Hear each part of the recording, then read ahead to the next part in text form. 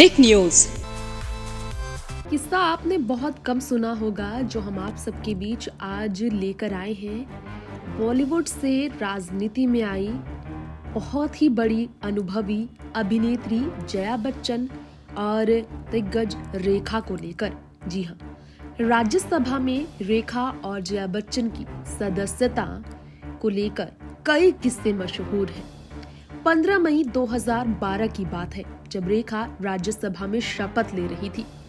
जया बच्चन ने उस वक्त वहां मौजूदगी में किस तरह का रवैया दिखाया था, काफी चर्चा इसकी हुई। दरअसल शपथ के दौरान बार बार कैमरामैन जया बच्चन का क्लोजअप शॉट बनाने की कोशिश कर रहे थे। ये तो आप जानते ही हैं, जया और रेखा के बीच अनबन की खबरें कोई आम नहीं है। आज से नहीं, सालों से महानायक अमिताभ बच्चन के साथ फिल्म सिलसिला आखिरी बार करने वाली रेखा के साथ साथ जया बच्चन को काफी ज्यादा अपने विवादित रिश्ते की वजह से सुर्खियों में रहते देखा गया है। ऐसे में दोनों ही बड़ी अभिनेत्रियां दूरियां बनाती हैं एक दूसरे से। पहले की बात कुछ और थी।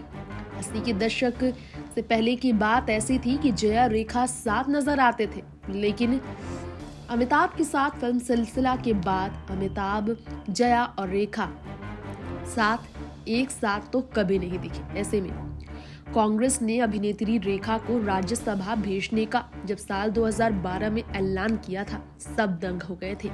रेखा की सियासत में कोई दिलचस्पी नहीं थी। खुद उन्होंने कई बार साफ साफ ये कहा था, नेता की सारी जिंदगी के बारे में जानने में कोई दिलचस्पी उन्हें नहीं थी। कई वजह, लेकिन कांग्रेस ने रेखा को राज्यसभा में लाने के गिनवाए थे।